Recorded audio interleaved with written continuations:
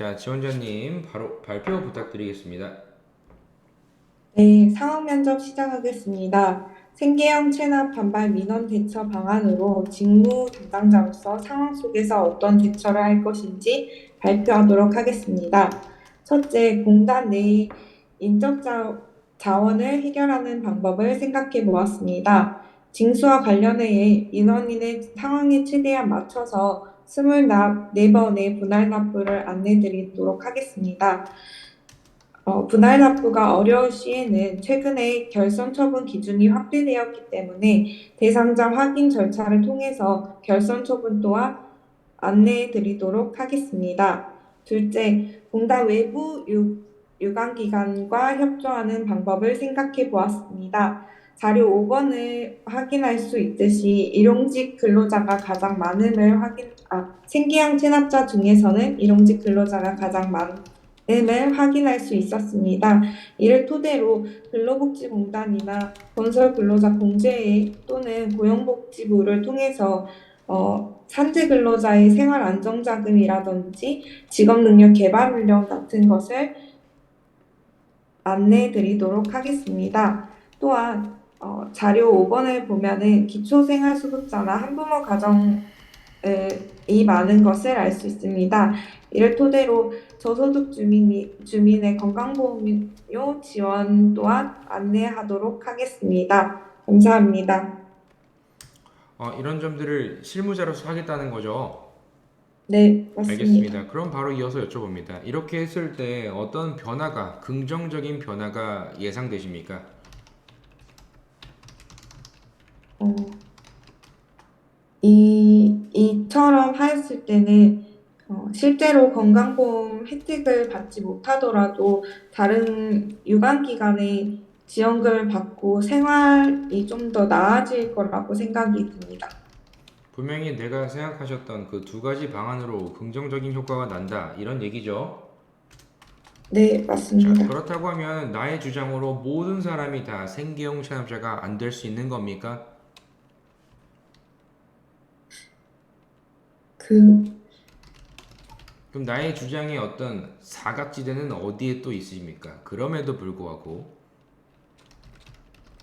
어, 그럼에도 불구하고 제 주장이 사각지대는 실제로 병원 방문이 힘든 분들, 아니, 부담감 때문에 병원 방문을 못 하시는 분들이 사각지대라고 생각을 합니다. 그런 분들이 많다. 알겠습니다. 그럼 어떻게 해야 합니까? 이런 분들은 사실상 보험급여 제한이라든지 아니면 병원에 오시더라도 자기 부담금 100%로 조금 부담금이 많을 거라고 생각이 들기 때문에 지금 정부에서 하고 있는 보건소에서 하는 비교적 저렴한 물리치료라든지 내과진료 등을 조금 연계하면 좋을 거라고 생각이 들었습니다. 본인이 부담스러워서 병원을 가지 않는 대상자를 지금 정했기 때문에 이렇게 말씀하신다라는 거죠. 네, 맞습니다. 그렇다고 하면 이런 일단 다시 원래대로 돌아갔을 때 이런 생계형 체납자 분들이 왜 생계형 체납자가 된다고 생각하십니까?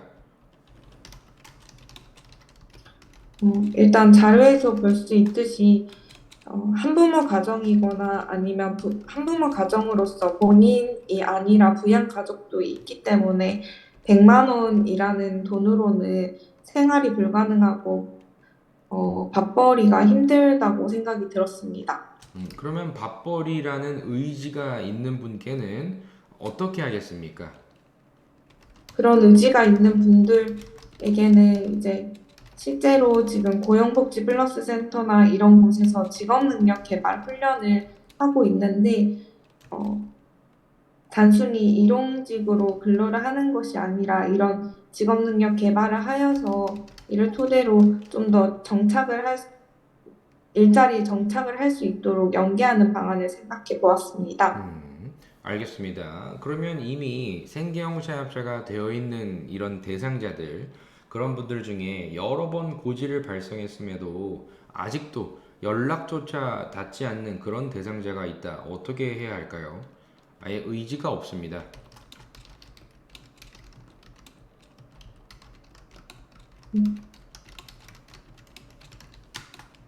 우리 집에서 나오지 않는 잠깐, 분들 많이 보셨죠?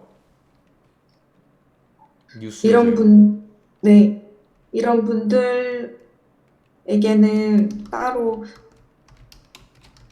연락을 드리는 것밖에 생각을 안 해보았습니다. 생각을 해보십시오. 막상 그래도 네, 내가 이 직무 수행자로서 이런 은둔형 고립자와의 어떤 대화를 할 수 있는 또 아니면 우리 전화를 할 수 있는 기회가 생겼습니다. 어떤 식으로 이들을 설득하겠습니까? 이 체납이 문제가 아닙니다. 아예 어떤 삶의 의지 자체가 없습니다. 무기력증이 아예 빠졌습니다. 어, 일단,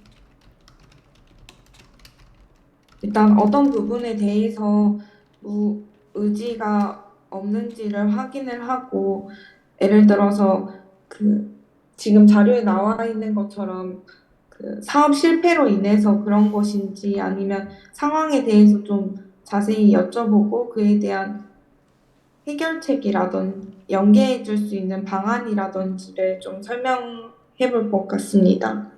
그렇게 해본다는 거죠. 네, 맞습니다. 알겠습니다. 지원자님인 직무가 어떻게 되십니까?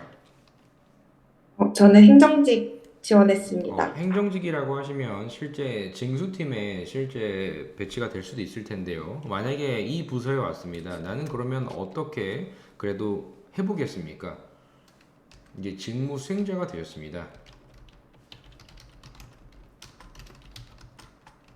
음,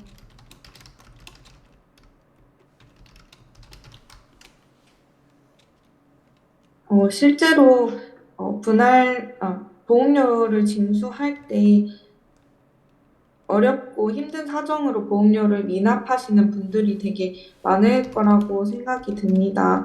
그런 분들을 대상으로 이제 분할 납부라든지 아니면 이제 결손 처분 등으로도 어려움을 덜어드릴 수 있지만 조건이 맞지 않아 도움을 못 드릴 때에는 제가 말씀드린 것처럼 유관기관의 지원 제도를 조금 더 제가 파악한 후에 어, 연계할 수 있는 방안으로 생각을 해보겠습니다.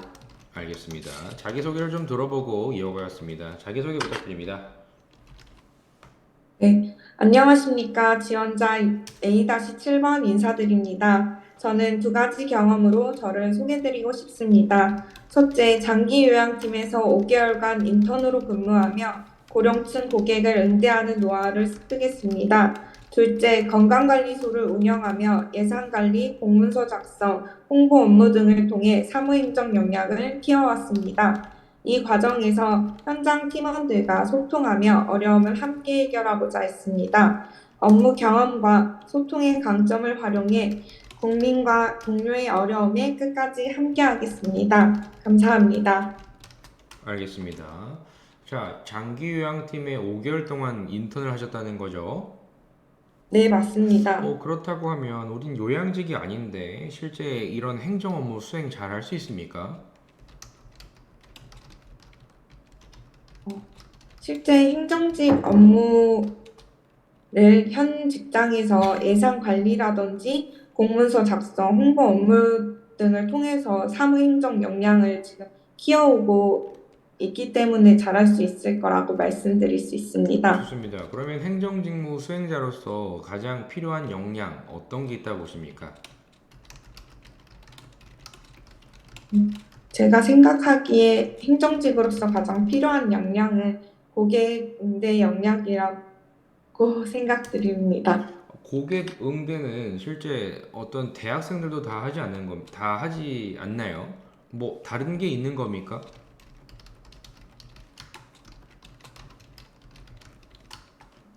제가 저만의 고객 응대 차별화된 역량을 말씀하시는 것입니까? 당연히 지원자님이 경쟁자들이 많지 않습니까? 당연히 차별화된 역량을 물어보고 있는 중입니다. 네, 저는 실제로 장기 요양 인턴을 하면서 어르신들이 말씀하시는 것을 되게 잘 들어주며 사실은 뭘 원하는지 빠르게 파악할 수 있는 고객 응대 역량을 키워왔습니다. 보통 어르신분들 같은 경우에는 본인이 원하시는 것을 말씀하시는 것이 아니라 뭐 수다를 떤다거나 아니면은 말을 좀 많이 하시는 부분들이 있었습니다. 예를 들어 실제로 뭐 자식들 다 직장에 다닌다라든지 아니면 집에서 나 혼자 영감을 돌보느라 힘든다든지 이런 말씀을 하시는 분들의 이야기를 자주 들으면서 이분들이 재가급여가 필요한 것이 아니라 요양원 입소 서비스가 필요하구나라는 것을 바로 캐치하여 이런 서비스가 필요하신가요? 라고 말씀을 드리면서 어르신들 입장을 좀 더 배려하고 제가 바로 서비스를 제공해 드렸던 게 저만의 능력이었던 것 같습니다. 알겠습니다. 우리 그렇다고 하면 장기 요양 쪽에서 근무를 하셨던 점이 따로 다른 부서에도 보탬이 되던가요? 될 거라고 생각하십니까? 어, 실제로 이제 장기 요양 팀에서 근무할 때도 근무하면 했던 부분이 다른 팀보다 어르신들을 많이 만나봤기 때문에 행정직으로서 민원대에서 근무하면서도 실제 어르신들이 왔을 때 제가 이런 부분에 좀 보탬이 될 수 있을 거라고 생각이 듭니다. 그럼 제가 이렇게 여쭤보겠습니다. 요양직의 업무를 안다는 점이 다른 부서에서 근무를 할 때 어떤 연계를 한다거나 또는 이렇게 내가 더 수월한 응대를 할 수 있는 이런 업무적으로 보탬이 됩니까? 네, 그렇습니다. 알겠습니다. 가장 그럼 근무해보고 싶은 부서는 어디십니까? 저는 자격부가 팀에서 가장 근무해보고 싶습니다. 이유가 있습니까? 어, 실제로 제가 장기 요양팀에서 근무를 해보니까, 장기 요양 또한 지역 가입자나 직장 가입자 자격 부과가 되어야지만 이 장기 요양 서비스를 누릴 수 있다는 것을 알게 되었습니다. 공단의 근간이 되는 자격 부과 팀에서 꼭 일을 해보고 싶습니다. 그러면 자격 부과에 큰 이슈는 뭐가 있다고 알고 계십니까? 어, 현재 부가체계 개편으로 인해 가지고, 어, 2차 부가체계 개편으로 규정이 좀 많이 바뀐 것으로 알고 있습니다. 음. 이미 다 바뀌었는데요. 이슈가 좀 지난 거 아닙니까? 그 개편이 돼서 지금은 어떤 이슈가 많이 있느냐, 어떤 민원이 많이 있겠느냐 여쭤보는 중입니다. 아, 네, 죄송합니다. 개편 이후에는 지금 현재 10월 달에 사후 재산 조정 제도로 인해 가지고 이제 지역 가입자 보험료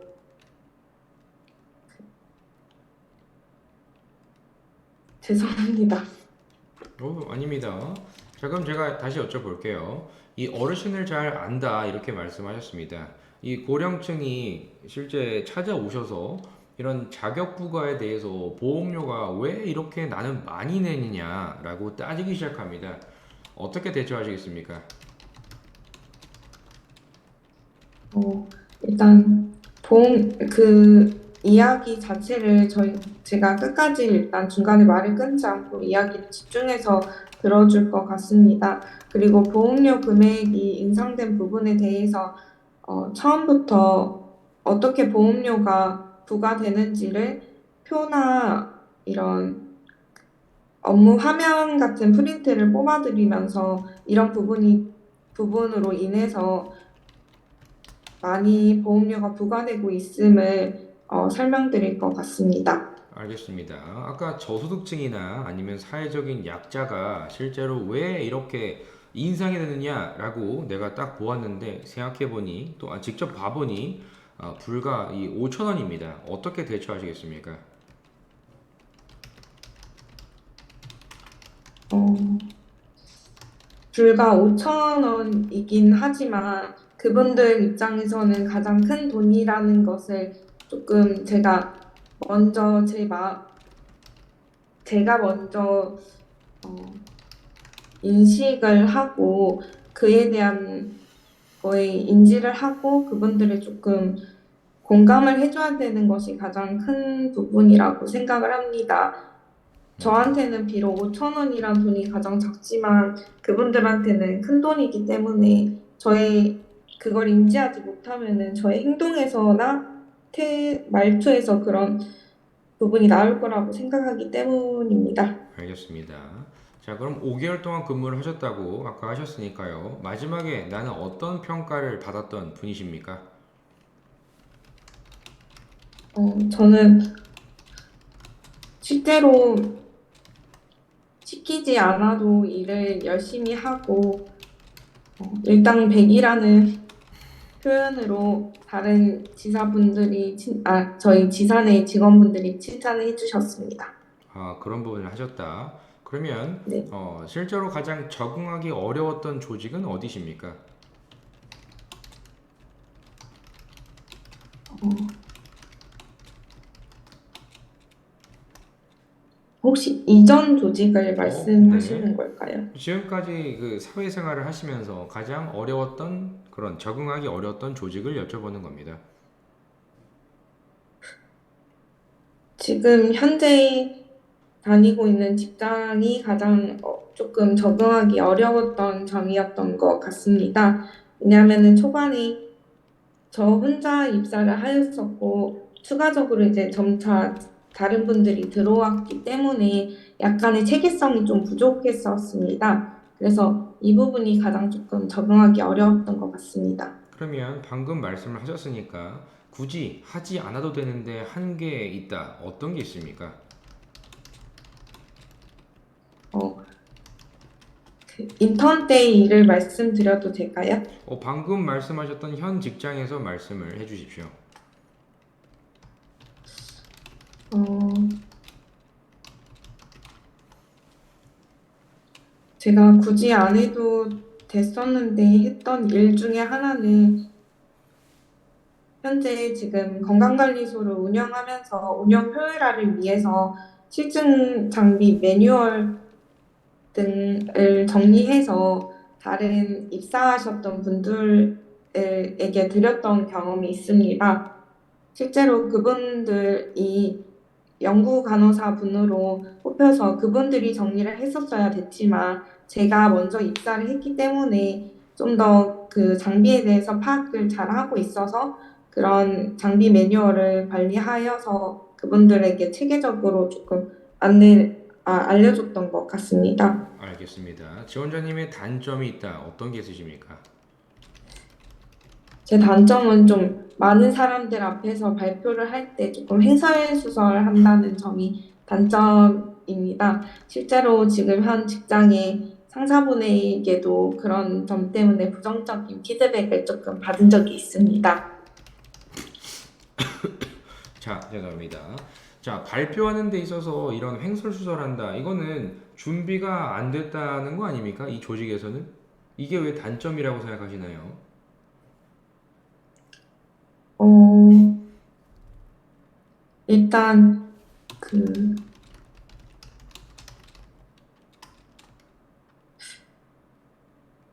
잠시만 생각할 시간을 가져도 될까요? 제가 여쭤본 것은 성격상의 단점입니다. 성격성의 단점 같은 경우에는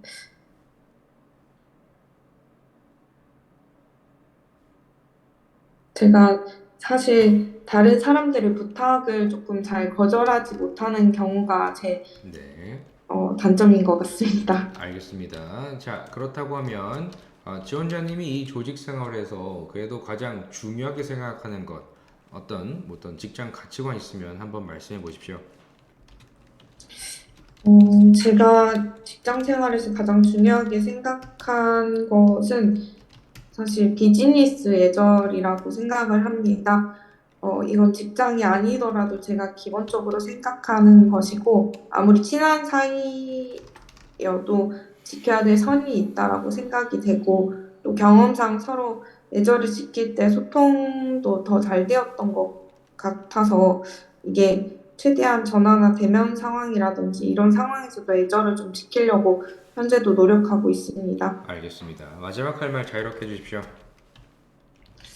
어, 네, 지금까지 저희 그 이야기 들어주셔서 감사하고, 제가 공단에 입사하게 된다면은 공단의 혜택을 다양한 분들이 누릴 수 있도록 국민과 동료의 어려움에 끝까지 함께할 수 있는 직원이 되겠습니다. 감사합니다.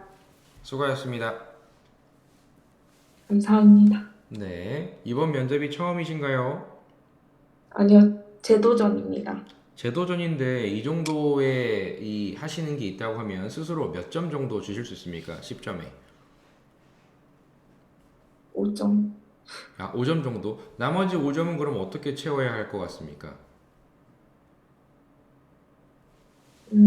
좀 더 구체성을 잘 알고 띄어야 계시네요.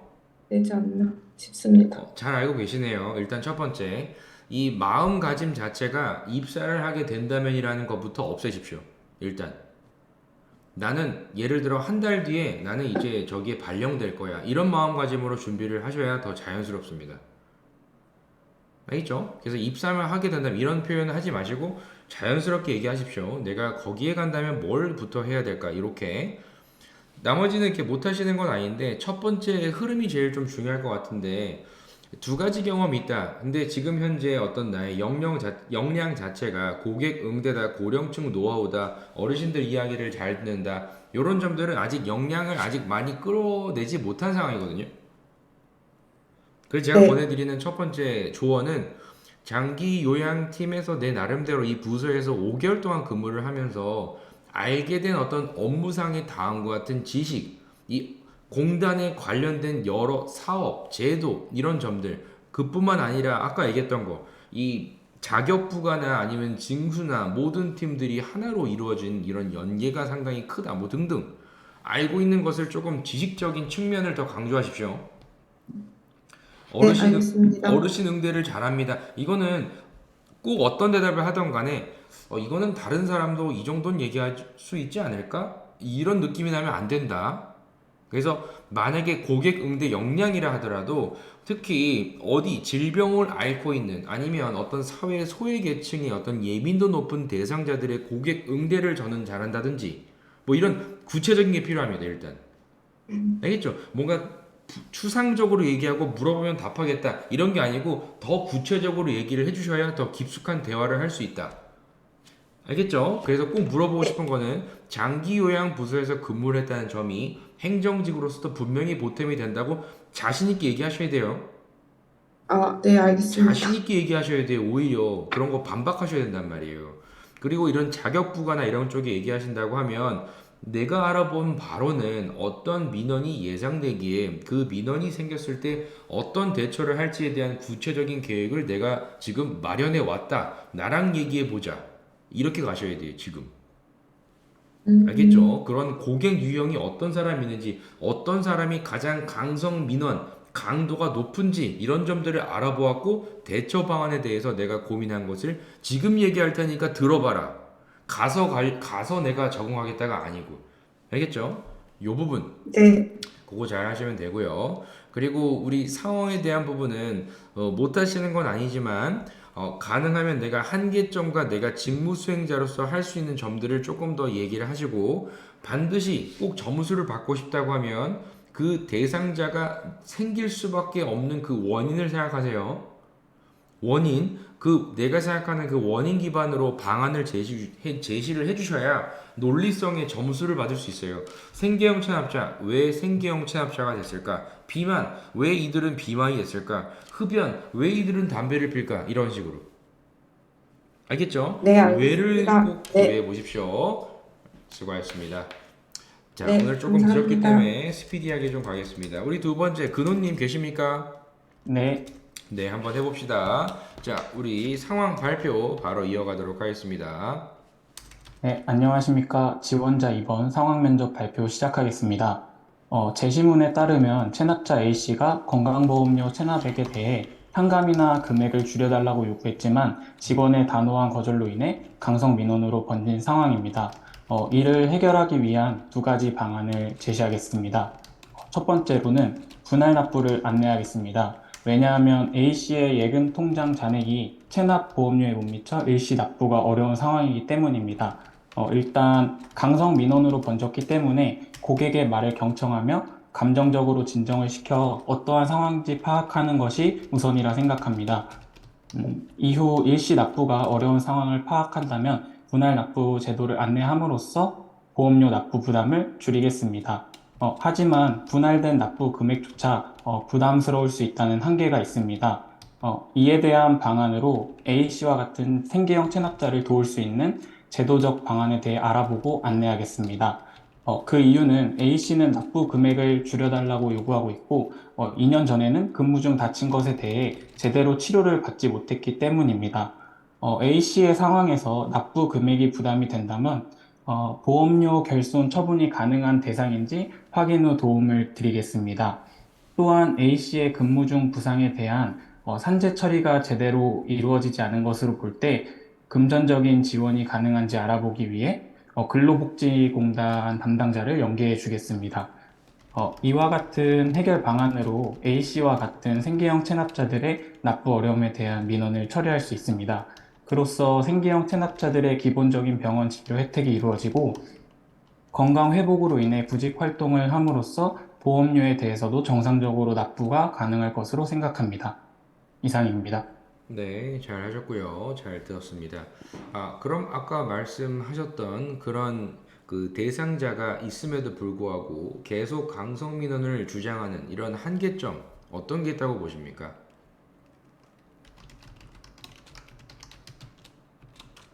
어, 일단 납부 금액이 부담스러울 수 있다는 한계가 있다고 생각합니다.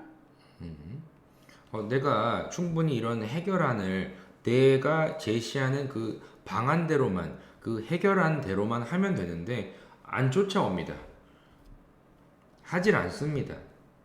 그런 대상자는 어떻게 하시겠습니까? 방법이 있는데도 안 합니다. 방법이 있는데도 안 하신다면, 어, 제가 직접 그 담당자를 연계해 주겠습니다. 담당자의 연계를 합니까? 그냥 일단 그 원인 정도는 파악해 보지 않습니까? 뭐 예를 들어 이런 무기력이 정말 너무 강해서 아무런 의지가 없다. 어떻게 하시겠냐? 이런 의미입니다. 그러신 분들은 일단, 그분이 무기력한 이유를 우선적으로 찾고, 그 이유에 대해 같이 도와주겠다고 말씀을 드리겠습니다. 그러면 이 생계형 체납자가 발생하는 그 원인은 뭐라고 파악하셨습니까? 제시문에 따르면 대체로 한부모 가정이나 일용직 분들이 많으신데, 이렇게 다치셨을 때 소득이 없다 보니까 병원 이용에 부담이 되시고, 그로 인해 이제 급여가 줄게 됨으로써 체납이 이루어지고 병원 이용 제한이 또 되면서 일을 다시 못하는 이런 악순환이 반복돼서 발생한다고 생각합니다. 지금 지원자님처럼 대안점을 제시해서 구제를 해주는 분도 있긴 하겠지만 너무 오래돼서 더 이상 이 사람은 어떤 관리하기가 어렵다 이런 대상자들을 아까 여쭤본 겁니다. 아예 무기력한 사람들 주변에 이런 분들을 혹여 뭐 봉사활동 하거나 이럴 때 만나보신 적이 있습니까? 봉사활동을 하면서 만나본 경험은 없습니다. 없습니까? 뭐 예를 들어 집에 오랫동안 계시지만 나오지 않는 그런 은둔형 그런 분도 계시고요. 아직 네, 그런 분을 만나본 적은 없고요. 네. 알겠습니다. 그렇다고 하면 지원자님께서 이런 징수팀에 배치가 됐습니다. 어떤 부분을 가장 내가 먼저 해보고 싶습니까? 징스 팀으로 먼저 근무를 하게 된다면 일단 업무에 대한 지침 파악을 우선적으로 할 것 같습니다. 지침 파악을 먼저 하십니까? 네. 알겠습니다. 그러면 자기소개를 좀 듣고 이어가 볼게요. 어떤 분이십니까? 네, 안녕하십니까. 업무 개선 방안에 대해 고민하는 지원자 2번입니다. 공공기관에서 인턴으로 근무하며 보험급여와 건강검진 동료 업무를 맡아 실무적인 경험을 쌓았습니다. 특히 당뇨 소모성 재료 신청 민원 업무에 있어 기존에 내방하셨던 고객님들의 신청서를 직접 작성하는 것이 아닌 엑셀을 활용해 자동화함으로써 직접 작성하는 불필요한 과정을 줄였습니다. 이를 통해 민원 응대 시간을 줄일 수 있었고, 이렇게 줄인 시간을 검진 동료 업무에 할애하며 더 많은 고객에게 검진 동료를 할 수 있었습니다. 이에 따라 팀장님께서 정해주신 월간 목표 수검률을 달성할 수 있었습니다. 이처럼 민원 응대에 있어 개선 방안에 대해 항상 생각하며 민원인의 편의성 증가와 조직 내의 목표를 달성해낼 수 있는 직원이 되겠습니다. 감사합니다. 네, 잘 들었습니다. 자, 그렇다고 하면 지원자님이 검진 동료 관련된 업무를 했다. 어떤 점을 나는 알게 됐습니까? 무조건 수급률 달성만이 목표이셨습니까? 아니면 이런 동료를 하다 보니 알게 된 점이 있습니까? 동료를 하다 보니 단순히 동료 업무 이외에 다른 것도 물어보시는 경우가 많았는데, 농어촌 경감 대상자가 있다는 것도 알게 됐고, 어, 국가함이냐 특정함이냐에 따라서 본인 부담률이 있냐 없냐 이런 것도 알게 됐습니다. 그렇다고 하면 실제로 사람들이 이렇게 검진을 받지 않는 이유를 뭐라고 생각하십니까? 검진을 받지 않는 이유는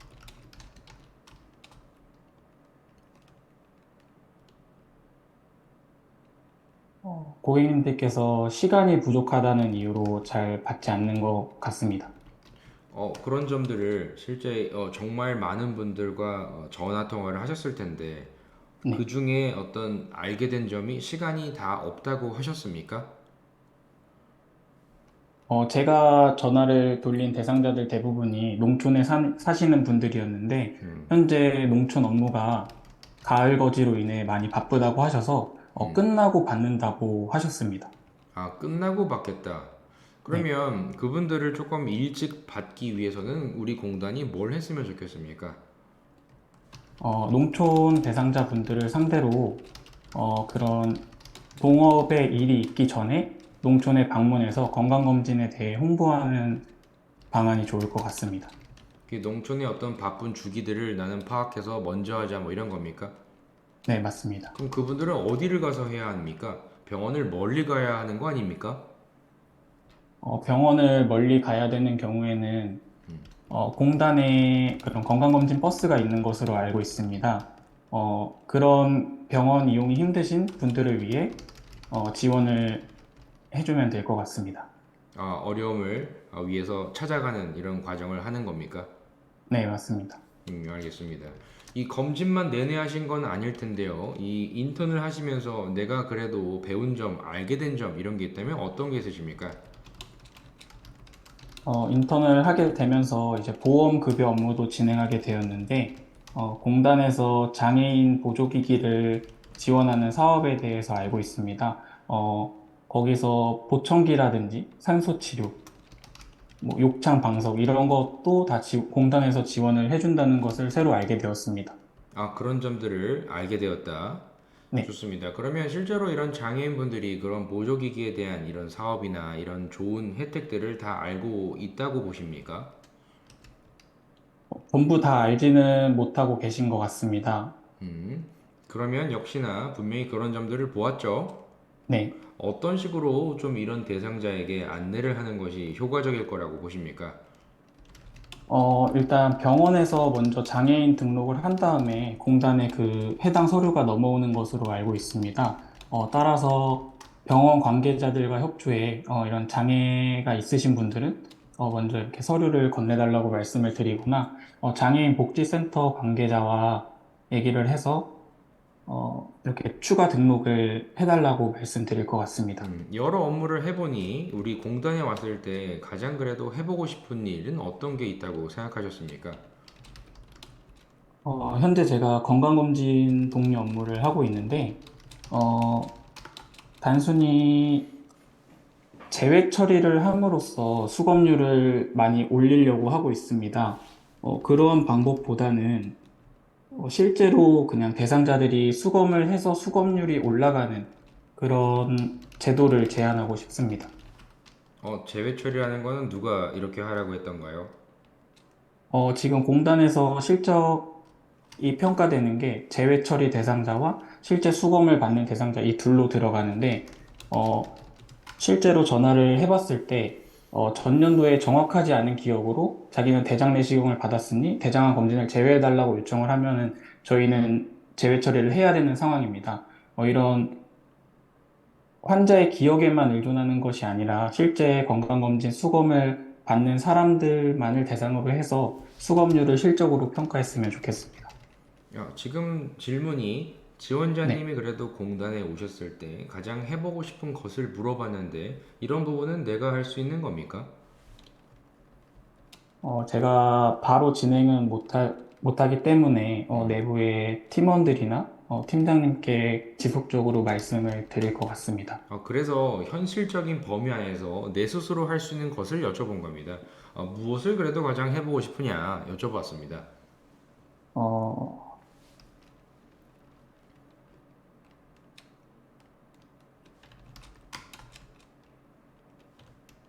가고 싶은 부서는 있습니까? 저는 네, 징수부서로 가고 싶습니다. 왜 그렇습니까? 현재 공단의 재정 안정성이 내년부터 적자라는 기사를 봤는데, 이런 고액 체납자들 대상으로 징수 업무를 해내서 공단의 재정 안정성에 조금이라도 기여를 할 수 있다고 생각하기 때문입니다. 고액 체납자를 설득할 수 있습니까?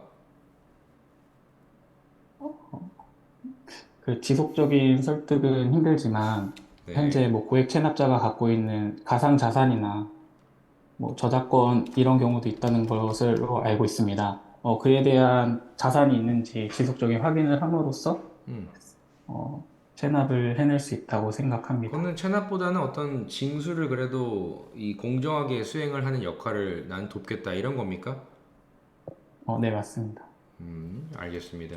지원자님이 생각하시는 장점과 단점 각각 어떤 게 있으십니까? 저의 장점은 업무에 대해서, 저의 장점은 고객의 니즈를 잘 파악한다는 것입니다. 실제로 스포츠 브랜드 매장 근무 당시, 고객님이 한 달 정도 신은 신발이 불편하다고 하시면서 환불을 요청했던 경험이 있습니다. 그때 격한 고객의 반응을 우선적으로 진정시키고 이후 고객의 불만이 신발 사이즈가 반치수 정도 커서 불편하다는 점을 파악했습니다. 그래서 그 대안으로 깔창을 제공함으로써 고객의 그런 불만을 해결해 준 사례가 있습니다. 반면에 저의 단점은 어떤 업무를 수행하기 전에 너무 많은 스트레스를 받는다는 것입니다. 이를 극복하기 위해서 실제로 운동을 하면서 목표를 설정하고 그걸 해내면서 성취감으로 관리를 해나가고 있습니다. 알겠습니다. 자, 그럼 공단에 오면서 정말 많은 민원 처리를 하면서 이렇게 스트레스를 받을 텐데요. 네, 해보지 않은 일이 더 많을 겁니다. 네. 그때마다 스트레스를 받으면 어떡합니까? 최대한 스트레스를 받지 않게 하기 위해서 일단 먼저 업무적 지식이 있어야 된다고 생각을 합니다. 그래서 입사하기 전에 공단 홈페이지나 이런 SNS를 활용해서 공단 전반에 대한 사업에 이해를 해서 조직에 빨리 적응하도록 하겠습니다. 알겠습니다. 자, 그렇다면 이런 직장 생활할 때 내가 가장 선호하는 유형의 상사는 어떤 분이십니까? 제가 가장 선호하는 유형의 상사는 일을 저를 믿고 책임감 있게 믿어주는 상사입니다. 신뢰를 그래도 나는 받을 수 있을 정도의 어떤 역량은 있다는 전제가 되겠죠? 네. 알겠습니다. 그럼 반대로 가장 그러면 근무하기 좀 꺼려하는 유형의 동료는 어떤 분이십니까? 가장 꺼려지는 동료의 유형은 자기의 일만 하는 동료입니다. 자신의 업무만 고집을 한다 이런 겁니까? 자신의 업무만 고집하고 그 시간이 남았을 때 남의 업무를 도와주지 않는 동료입니다. 그러면 그분의 업무를 다 했다고 하면 그분의 맡은 바의 소임은 다 한 거니까 된 거 아닙니까? 근데 제가 공단 인턴 근무를 해보면서 음. 본인의 업무뿐만 아니라 타 부서의 업무의 전화도 많이 넘어오게 됩니다. 하지만 자신의 업무만 고집한다면 그런 민원의 업무도 다른 업무를 처리하지 못하기 때문에 전체적으로 그런 고객 만족도가 떨어질 것이라 생각해서 말씀드렸습니다. 알겠습니다. 그러면 협력 관계에 있어서 본인이 가장 중요한 건 뭐라고 생각합니까?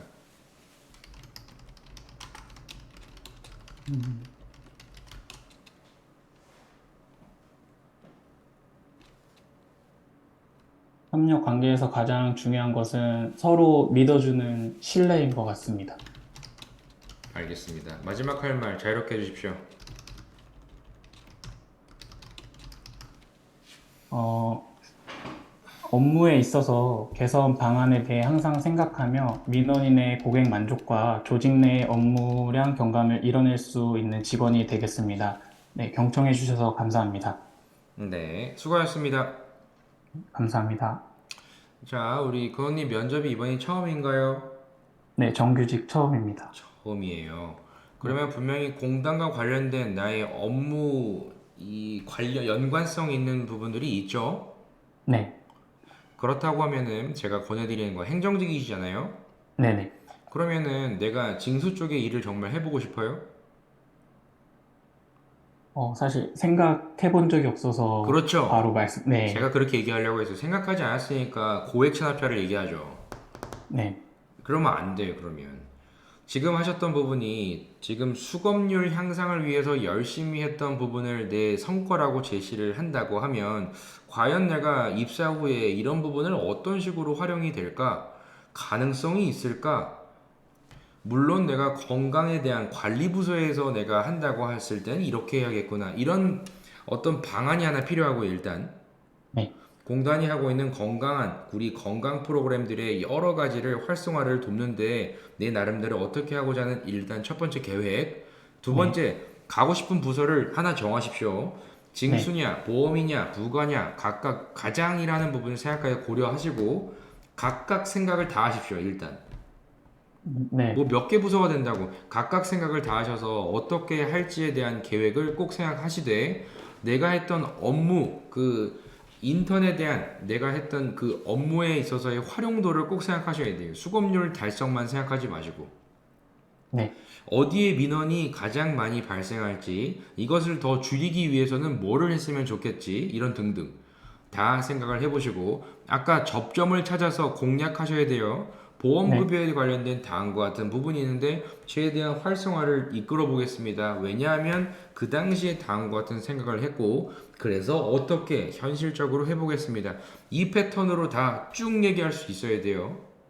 네, 연관성이 있어야 된다. 징수와 연관성이 있다라고 하면은 연관성이 하면 되는데 보험급여도 해보신 적 있다 하면은 보험급여를 조금 파보십시오. 산정특례나 등등. 아, 네, 알겠죠? 어디에서 네, 민원인들이 상당히 어려움을 겪을까를 꼭 생각해 보시고 계획을 세우십시오. 그 네, 부분이 있으면 제일 좋다고 봅니다. 그리고 항상 이 생계형 체납자나 이런 게 있으면 왜 이렇게 이 대상자가 이 과정에 지금 겪고 있는 것일까? 아까도 말씀을 아마 들으셨을 겁니다. 이런 우리 뭐 비만이나 흡연이나 아니면 마약이나 등등 모든 어떤 이슈가 나오더라도 반드시 먼저 생각하셔야 될 거는 왜입니다. 왜? 왜 이들은 네, 이렇게 되었을까? 아까 얘기했던 한부모나 일용직이다. 그러면 이 대상자들의 어떤 니즈는 무엇이니까 이런 소득 활성화를 위한 여러 연계를 해보겠다. 이런 방향이 맞는 답이겠죠. 네, 제시된 대상자가 나왔으니까. 알겠죠? 네, 그래서 징수팀이나 이런 부분에 근무한다면 절대 지침 파악부터 하겠습니다. 이런 답하지 말고 징수팀의 가장 큰 이슈는 다음과 같은 생계형 체납이 늘 이슈입니다.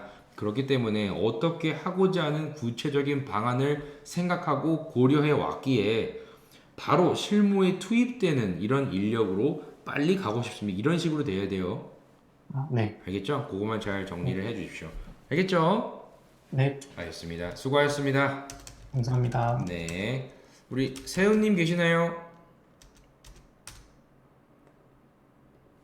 우리 세훈님. 세훈님 나가셨나? 우리 세훈님. 음소거 해제가 안 되네. 됩니다. 됐습니다. 아, 됐습니다. 네네. 됐습니다. 이제 아, 됐습니다. 우리 세연님은 죄송합니다. 제가 지금 장시간 앉아 있는 관계로 이 물만 좀 떠오겠습니다. 잠시만 기다려 주십시오. 네, 알겠습니다.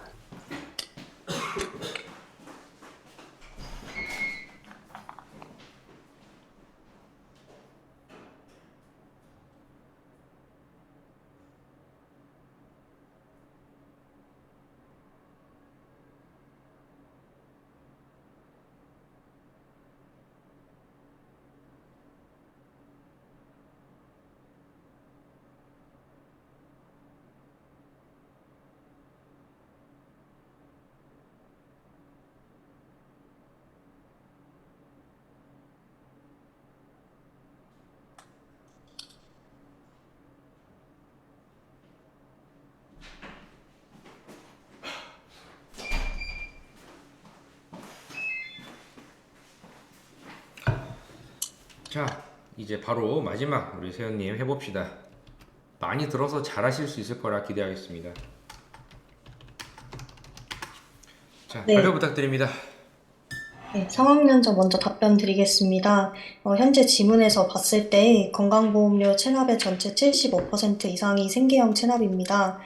저는 이에 어, 해결 방안을 말씀드리도록 하겠습니다. 먼저 공단 직원으로서 현행 제도를 가장 먼저 활용하여야 하기 때문에 대상자 민원인이 분할 납부의 대상인지 혹은 결손 처분이 가능한지 그에 대해서 먼저 확인하고 안내 드리도록 하겠습니다. 만약 이러한 제도의 대상이 아니라면 저는 지자체나 공공기관에서 제공하는 다른 서비스를 안내해 드리도록 하겠습니다. 지문에서 봤을 때 무직이나 일용직인 분들이 50%가 넘어가는 것을 확인할 수 있기 때문에 공공기관의 자활 근로사업을 연계를 하여 드리겠습니다. 또한 생계형 체납이라 함은 연소득 100만 원 이하이신 분들이기 때문에 공공기관의 복지 플래너님을 연계를 해드려서 위기가정 지원을 좀 도와드린다거나 밀키트를 지원하는 등 생활에 있어서 좀 도움을 드릴 수 있는 서비스를 안내 드릴 것 같습니다.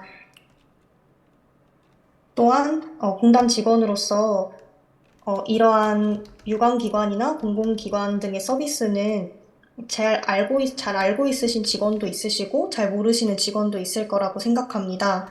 전체적인 공단의 정보 제공 측면을 향상시키기 위하여 이러한 공공기관, 유관기관 등에서 민원인에게 제공할 수 있는 여러 가지 서비스를 사례집으로 만들어서 전체에 공유를 한다면 민원인의 어려움을 즉각 해소하는 데 더 도움을 드릴 수 있을 것 같습니다. 감사합니다. 저 여러 이런 대안이 될 수 있는 서비스나 이런 점들을 찾아서 공공 서비스를 이용할 수 있도록 안내할 수 있도록 하겠다 이런 겁니까? 네, 그렇습니다. 그러면 혹시 지원자님께서는 알고 있는 이런 여러 우리 지자체에서 하고 있는 곳은 어떤 것을 혹시 알고 있는 게 있습니까? 이 받아보신 나의 경험도 괜찮습니다. 네, 말씀드리겠습니다.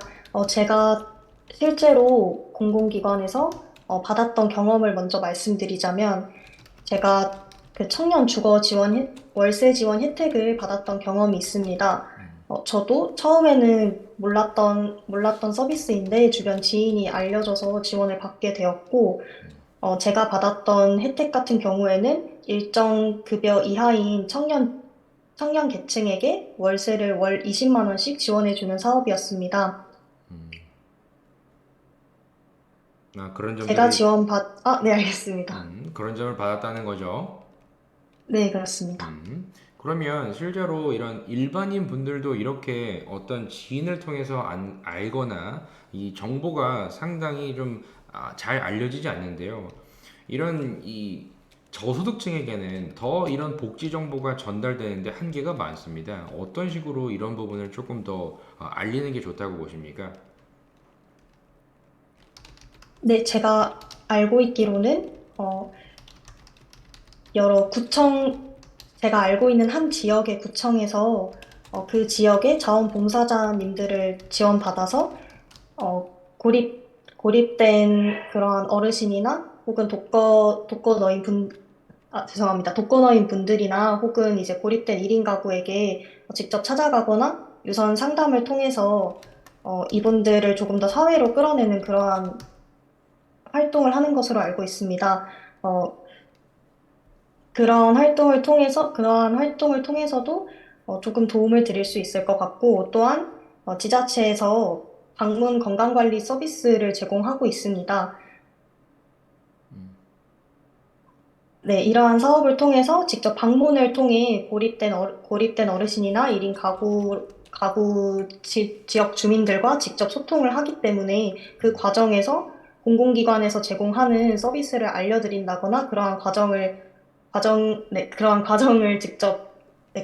있습니다. 이러한 방법으로 조금 도움을 드릴 수 있을 것 같습니다. 네, 그러면 역시나 동일한 질문을 드려보겠습니다. 오랜 무직 생활로 인해서 내가 아무리 좋은 방안을 얘기해도 내 이야기를 듣지 않는 민원인이 있습니다.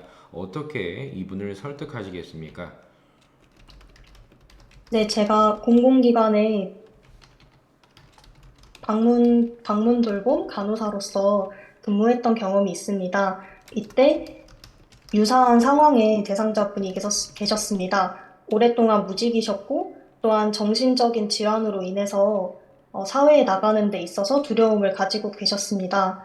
이에 처음에는 저희를 만나는 것도 부담스러워 하시고, 눈물도 나오실 정도로 힘들어 하셨는데, 주 2회 이상 지속적인 유선 상담을 통해서 신뢰 관계를 형성하고, 또한 주 1회 이상 방문 상담을 통하여 대상자와 마찬가지로 신뢰 관계를 형성하였습니다. 이러한 과정에서 대상자분의 전체적인 상황이나 사정을 듣고 제가 알고 있는 선에서 공공기관에 그러한 자조 모임을 안내를 하여 드렸습니다. 이러한 자조 모임 참여를 통해서 집에서 아예 나오지 않으시는 분이었지만 이러한 자조 모임을 처음으로 참여하게 되시면서 조금이나마 사회에 나오게 만들어 드렸던 경험이 있습니다. 알겠습니다. 앞으로도 그럼 실제로 많은 이런 취약층들을 실제 만날 수 있으실 텐데요. 직무 수행자로서 내가 할 수 있는 건 어떤 게 있다고 보십니까? 네, 방금 말씀드렸다시피 실제로 제가 만날 수 있는 상황이라면 최대한 제가 생각했을 때 그분들이 가장 힘든 부분은 그러한 힘든 사정을 말할 수 있는 곳이 없다는 것입니다. 그래서 제가 최대한 방문을 하였을 때 감정적인 공감과 경청을 먼저 해드릴 것 같습니다. 그 이후 제가 알고 있는 선에서 공공기관 사업 등을 안내를 하여 드릴 것 같고, 이렇게 사업을 잘 안내해드리기 위해서는 이전에 제가 공공기관 사업에 대해서 자세하게 먼저 공부를 하는 것이 선행되어야 된다고 생각합니다. 이러한 노력을 통해서 그러한 분들께 도움을 드리겠습니다. 알겠습니다. 어떤 분이 좀 얘기를 들어봅시다. 자기소개 부탁드립니다. 네, 안녕하십니까. 요양직 지원자 1번입니다. 저는 간호사로서 병원에서 근무하며 노인성 질환에 대한 전문 지식을 쌓았고, 공공기관에서 지역 주민에게 방문 의료를 제공하며 건강 지원 판단 능력을 키웠습니다. 특히 거동이 어려운 어르신을 설득하여 장기요양 등급을 판정받고, 복지용구 중 전동침대 대여를 통해 욕창과 흡인 위험성을 예방하여 드렸던 경험이 있습니다. 이러한 경험을 바탕으로 장기요양 수급자의 상태와 요구에 맞는 적절한 장기요양 급여를 연계하여 공단을 찾는 분들의 만족도를 높이겠습니다. 감사합니다. 네, 잘 들었고요. 자, 그러면은 실제 경력자이십니다. 실제로 이런 장기요양 이런 서비스에서 더 서비스 품질을 높이겠다라고 결심을 하셨다면 무엇부터 해야 된다고 보십니까? 요양직으로 제가 입사를 하게 되면 먼저 신입사원으로서 공단 내 규정을 숙지하는 것이 가장 먼저라고 생각합니다.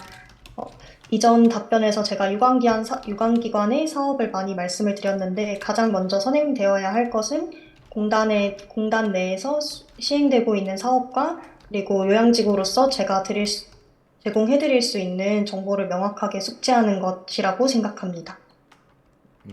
그렇다고 하면 이런 장기 요양 과정에서 인정조사 과정에서 내가 어떤 것을 하면 참 좋겠습니까?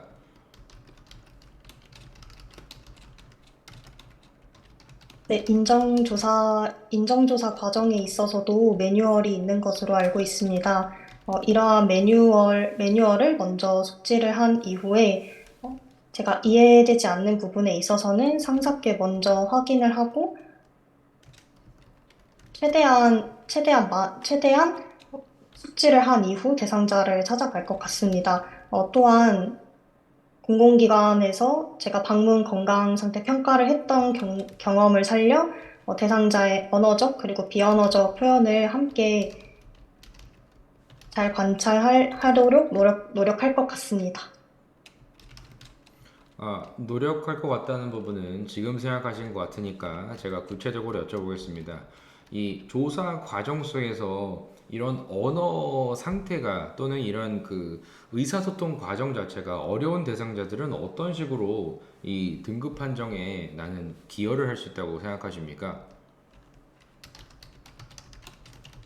네, 제가 공공기관에 방문돌봄 간호사로 근무를 하였을 때 실제로 치매가 있으신 어르신이 계셨습니다. 고혈압이 있으신 분이셨지만 고혈압이 있으신지도 인지를 못하시는 분이셨고 또한 지속적인 음주로 문제가 있으신 분이셨습니다. 그러한 상황이었지만 대상자 분께서는 술도 하지 않으시고 약도 필요 없다는 말씀을 하셨습니다. 대상자의 말만 전적으로 믿을 것이 아니라 실제로 혈압을 측정하여 그 수치적으로 다시 이제 재확인을 하고 그리고 집안에 술병을 숨겨 놓으시지는 않으셨는지 이러한 집안 상황을 전반적으로 관찰하고 확인할 것 같습니다. 좋습니다. 그러면 실제로 이 많은 분들이 의외로 부정수급에 대한 부분을 시도도 하고 그런 대상자도 있습니다. 어떻게 이들을 관리하는 게 좋다고 보십니까? 어, 부정 수급에 있어서는 실제로 다른 수급자들에게 피해가 가는 부분이기 때문에 그러한 부분을 면밀히 관찰하고 혹여나 제가 그러한 부분을 발견하게 될 경우에는 수급자분에게 원칙상 불가능함을 먼저 고지를 드리고 단호하게 말씀을 드릴 것 같습니다. 그 이후 어, 공단 내부 규정대로 처리할 것 같습니다. 규정대로만 하게 되면 이들은 상당히 이 강성 민원으로 뜻하지 않게 변질될 가능성이 큽니다. 부정수급이라고 하는 부분은 우리 요양 서비스를 받는다. 어떤 점이 가장 큰 혜택이기에 이렇게 시도를 한다고 보십니까?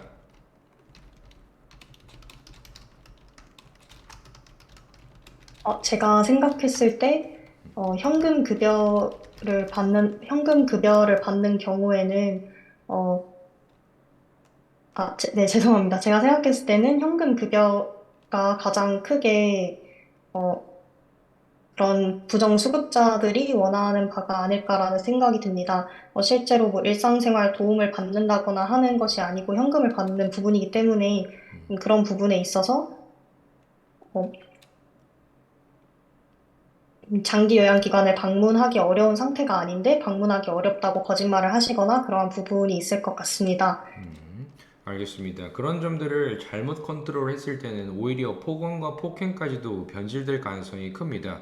굳이 왜 그런 것까지 나서서 그렇게 해서 내가 왜 이렇게 탈락이 되느냐 이렇게 따질 수도 있는데요. 이런 뭔가 악성민원 관리는 어떻게 할 수 있습니까? 일단 우선 민원인분이 감정적으로 흥분한 상태이기 때문에 먼저 민원인분이 현재 본인의 상황과 현재 감정 상태를 말씀하시는 부분에 있어서는 충분히 경청을 하고 기다릴 것 같습니다. 또한 어떠한 부분에 있어서 불합리하다고 생각하시는지 그러한 부분에 있어서도 말씀하시는 부분이 있다면 경청할 것 같습니다. 어, 민원인분이 본인의 상황을 조금 말씀하시고 감정적으로 안정이 된 이후에 그러한 상황을 이해하고 너무나도 죄송하지만 이러한 원칙이 있기 때문에 제가 그렇게 도와드리기는 힘들 것 같다는 말씀을 드릴 것 같습니다. 또한 민원인분에게 조금이라도 도움이 될 수 있는 타 유관기관이나 공공기관에서 제공하는 서비스를 제가 알고 있는 선에서 최대한 알려드릴 것 같습니다. 알겠습니다. 아까 원칙을 말씀하신 것 같은데요. 내가 가장 지켜본 어려운 원칙은 어떤 게 있습니까? 정말 지키기 어려웠던 이런 규정도 좋습니다. 네, 제가 병원에서 근무를 하였을 때, 신입 시절 일이 너무 바쁘고, 여러 가지로 인력도 부족한 상황에서 일일이 환자분의 이름, 성함과 그리고 등록번호, 이러한 개인 정보를 항상 확인하여 투약을 하는 것이 원칙이었는데, 그러한 부분에 있어서 너무 바쁘다 보니, 한 번쯤은 조금 넘겨도 되지 않나라는 이런 생각을 하였던 적도 있었던 것 같습니다. 그렇지만 제가 치명적인 약물은 아니었지만 대상자분을 한번 착각해서 약물을 잘못 드릴 뻔한 경험이 있습니다. 이러한 경험을 통해 아무리 바빠도 대상자의 안전에 위험을 줄 수 있는 그러한 상황에 있어서는 원칙을 준수해야 된다는 점을 인식하게 되었습니다. 알겠습니다. 가장 좀 지내기 어려운 동료 유형은 어떤 분이십니까?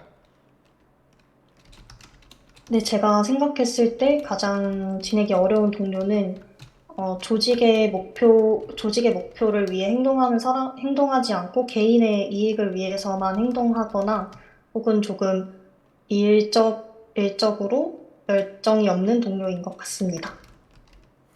실제로 공공기관은 한 곳만 딱 하면 되기 때문에 일에 대한 어떤 욕심이 없는 분이 많지 않습니까?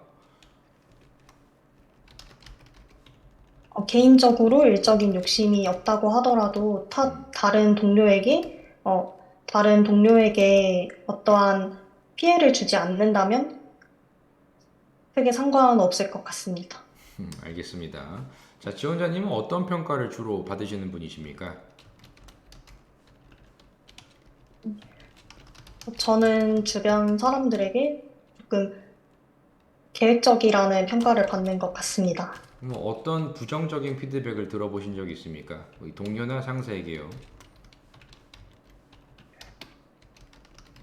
제가 병원에서 근무를 했을 당시에 신입 시절 일적으로도 부족하고 여유도 이제 없는 상황에서 환자분들에게 조금 투명한 얼굴로 응대를 하였던 경험이 있습니다. 친절하게 응대를 해드리고 싶었지만 혹시 하나라도 빠뜨릴까 봐 신경이 곤두서 있었던 것 같습니다. 그때 제 사수 선배님께서 저를 불러서 환자분들이 지금 현재 굉장히 아프시고 불편한 상황에서 방문을 하시는 건데 제가 아무리 처치를 잘 한다고 하더라도 그러한 부분에 있어서 저에게 불편함을 느낄 수 있다라고 피드백을 주셨던 경험이 있습니다. 알겠습니다. 그러면 이런 병원에서 이런 공단으로 오려고 하신 어떤 계기가 있었습니까? 네, 저는 학부 때부터 지역사회 의료에 대해서 관심이 많았었습니다. 또한 이러한 관심을 가지고 병원에서 퇴사 이후 즉시 공공기관의 방문 돌봄 업무를 맡게 되었습니다. 그때 업무를 하는 과정에서 전 지역 주민을 직접 마주하고 어떠한 힘듦이 있는지 실제 상황에서 파악을 하고 팀 동료들과 함께 최적의 케어 플랜을 만들어 그 대상자분들의 삶의 질의 향상을 위해서 노력하였던 경험이 있습니다. 이러한 과정에서 뿌듯함을 느꼈고, 어, 제가 근무하였던 그러한 업무 과정이 요양직의 업무와 굉장히 유사하다고 느껴져서 공단에 지원하게 되었습니다. 알겠습니다. 마지막 할 말 자유롭게 해주십시오. 네, 네, 저는 공단의 요양직으로 입사하여 제가 앞으로 만나게 될 어르신들, 그리고 일상생활에서 불편함이 있는 모든 분들의 어려움을 면밀히 파악하여 최대한 많은 도움을 드리고 싶습니다. 이러한 과정에서 제가 굉장히 기쁨을 느끼기 때문에 꼭 공단에 입사하고 싶습니다. 감사합니다. 알겠습니다. 수고 많으셨습니다. 네, 수고하셨습니다. 자, 우리 그 세영님 이번 처음입니까? 아니면 지금 제도전이에요? 처음입니다. 처음이에요. 우리 그 지금 하시는 우리 세영님의 목소리가 상당히 차분하고 듣기가 좋네요. 일단 감사합니다. 뭔가 흥분도가 없을 것 긴장을 같습니다. 굉장히 많이 한 상태이기는 한데, 제가 느끼기에 그래도 이게 안정적으로 들리는 목소리는 상당히 건보에 유리합니다. 이 목소리가 주는 이 사람은 상당히 좀 예민하겠다 아니면 차분하겠다 이런 주는 그런 추가적인 비언어적인 게 있거든요. 근데 그런 면에 있어서는 좋네요. 자, 얘기를 조금만 해보면은 뭐 잘 말씀하시는데 조금만 생각을 해보실 거 충분히 잘 준비하고 계신데 요양직이 필요한 핵심 역량 세 가지 이 정도는 준비를 당연히 해주셔야 되고요. 자기소개 좋고요. 근데 우리 인정조사 시에 인정 대상자, 인정 외자, 그리고 추가적인 요양보호사 역량 강화 요 정도만 계획을 조금만 구체적으로 세워보십시오. 요 정도만. 조사 대상자, 그리고 판정자, 그리고 외자, 그 다음에 요양보호사 역량 강화 이렇게 세 가지만 조금 구분하셔서 각각 계획만 세워보시면은 충분히 본인이 뭘 하고자 하는지 이런 부분에 있어서 하고 싶은 게 생기실 거예요. 그래서 저는 이렇게 저는 권유를 드리고 그래서 제가 여쭤본 겁니다. 조사 과정 속에서 내가 해보고 싶은 게 무엇이냐라고 했을 때는 조사는 충분히 누구나 다 합니다. 하지만 이 판정이 될 때 의사소통 과정에 어려운 장애를 앓고 있는 분이나 뭐 치매나 뭐 정신질환이나 이런 분도 있겠죠. 그런 분들을 위해서는 내가 뭘 할 수 있는지 이런 부분을 실제로 구분해서 비언어적으로 문제가 있는 대상자에게 어떻게 하겠다 이런 정도는 제시를 하실 수 있으면 좋다. 저는 충분한다고 보고요. 나머지는 그래도 잘 하셨습니다. 실제 해보고자 하는 의지도 있고 계획도 있고 이미 오랫동안 또 나의 어떤 계획이나 이런 것도 있으셨던 분 같으니까 지금처럼 하십시오. 그래도 지금 이 정도면 요양직 중에서 평균보다 훨씬 이상입니다. 세연님. 네, 네. 감사합니다. 따로 마지막으로 뭐 궁금한 거 있습니까? 이제 마무리하겠습니다. 오늘 많이 지연이 돼서 궁금한 거 있으십니까? 근데 방금 전에 말씀하셨던 요양직 핵심 역량 세 가지는 네. 혹시 제가 뭔가 어떠한 부분에서 더 어필을 하면 좋겠다고 말씀을 해주신 자기소개가 건지. 좋은 편이기 때문에 간호사로서 어떤 경험을 통하여 노인성 질환에 대한 이해도가 높다. 그리고 아까 얘기했던 저 있잖아요. 이 여러 다음과 같은 이력을 경험을 통해서 보유하고 있는 건강 지원, 어떤 대상자의 판단 능력이 가지고 있다. 자신 있게. 그리고 세 번째라고 하면은 어떤 뭔가 대화하기 어려운 유형의 어떤 질병군도 내 나름대로 대처를 할 수 있는 뭐 상황 판단이다. 뭐 이런 거 얘기하면 되죠. 그 인정조사 과정을 어차피 대부분 하시니까 그런 부분을 하실 때 어떤 거를 잘 할 수 있느냐 이런 부분을 감안한 역량 세 가지 정도 많이 묻거든요. 이 부분을. 그거랑 약점도 많이 묻기 때문에 그럼에도 불구하고 내가 부족한 다음과 같은 점이 있어서 꾸준하게 이어가고 있다. 이런 패턴으로만 딱 설정 잘 하십시오. 이 정도면 잘하시는 편입니다. 네, 아주 감사합니다. 잘하셨어요. 지금처럼만 잘 이어가십시오. 알겠죠? 네, 감사합니다. 네, 너무 잘하셨어요. 긴 시간 또 오늘 다 기다려주셔서 또 잘 들어줘서 감사합니다. 얼른 가서 마무리도 하시고 주말 또 열심히 연습을 해 나가십시오. 감사합니다. 네, 수고 많으셨습니다. 긴 시간 수고 많으셨습니다. 네, 이상 마치도록 하겠습니다.